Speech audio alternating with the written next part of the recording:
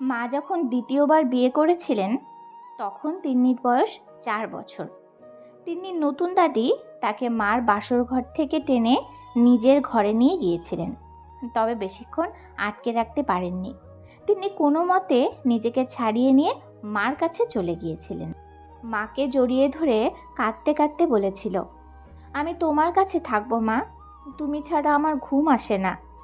মা তিন্নির মাথায় হাত বুলিয়ে হেসেছিলেন, বলেছিলেন, আচ্ছা তুমি আমার কাছেই থাকো। তিন্নির নতুন বাবা আফরাত হাসান ঘরে প্রবেশ করেই মাকে বলেছিলেন, তিন্নি এখানে কেন, ওকে মার কাছে পাঠিয়ে দাও। মা বলেছিলেন, কান্নাকাটি করছে, থাক না আমার কাছে। তিন্নি বলেছিল, এই লোক, আপনি এখানে কেন, মার ঘরে আপনি কেন, বেরিয়ে যান, এ ঘরে আমি আর মা থাকবো। সেদিন আফরাত হাসান মার কথা শোনেননি, তিন্নিকে টেনে নিয়ে গিয়েছিলেন। তিন্নি কত কেঁদেছিল।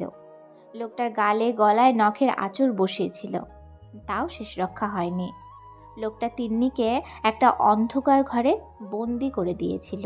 নতুন বাবা তিন্নিকে কখনোই দেখতে পারতেন না, সামনে পড়লেই দূর দূর করে তাড়িয়ে দিতেন। তিন্নিও তার সামনে যেত না, তবে সুযোগ পেলেই লুকিয়ে লুকিয়ে মার কাছে চলে যেত। মাকে জড়িয়ে রাখত অনেকক্ষণ। মাও তিন্নিকে মন ভরে আদর করে দিতেন। অল্প সময়ের আদরে তিন্নির সব দুঃখ শেষ হয়ে যেত। বছরখানেক বাদেই তিন্নির ছোট ভাইয়ের জন্ম হয়। তার নাম রাখা হয় আবু হাসান। তারপর থেকে শুরু হয় তিন্নির জীবনের দুর্দশা। মা সব সময় আবু হাসানকে নিয়ে পড়ে থাকতেন, তাকে আদর করতেন, রাতের বেলা তাকে পাশে নিয়ে ঘুমাতেন। অপরদিকে তিন্নিকে দেখা মাত্রই গালাগাল করতেন, দূর দূর করে তাড়িয়ে দিতেন। তিন্নির খুব রাগ হতো, হিংসেও হতো। একদিন মা তাকে বিনা কারণে মারধর করছিলেন। তিন্নি রেগে গিয়ে কোলের শিশু আবু হাসানের হাত কামড়ে দিয়েছিল, যার শাস্তি হিসাবে মা তিন্নির মুখ বেঁধে চামড়ার বেল্ট দিয়ে পিটিয়েছিলেন।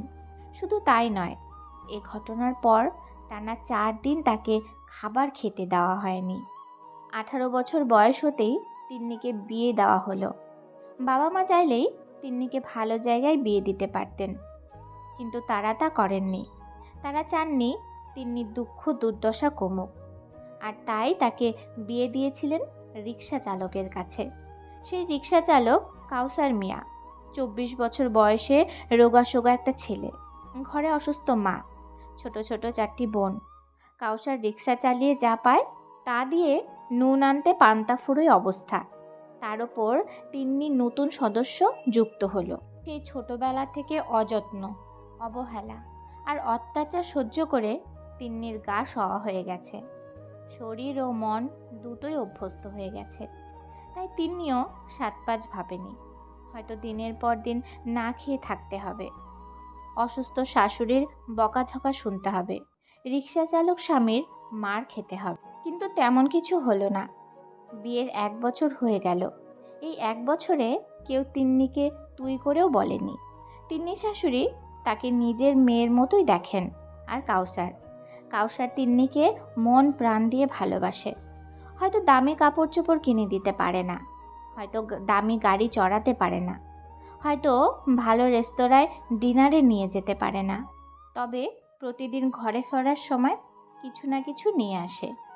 আজ চকলেট তো কাল গোলাপ, পরশু নতুন কিছু। সেই নতুন কিছু কি তা তিন্নি জানে না। সে সারাদিন কাউসারের অপেক্ষায় থাকে। দিন শেষে কাউসার আসে, পেছনে হাত লুকিয়ে রেখে বলে, কও তো আজ তোমার জন্য কি আনছি। একদিন রাতে তিন্নি ঘরের বাইরে দাঁড়িয়ে চাঁদ দেখছিল। কাউসার হঠাৎ ঘুম থেকে উঠে এসে তিন্নির পাশে দাঁড়ালো।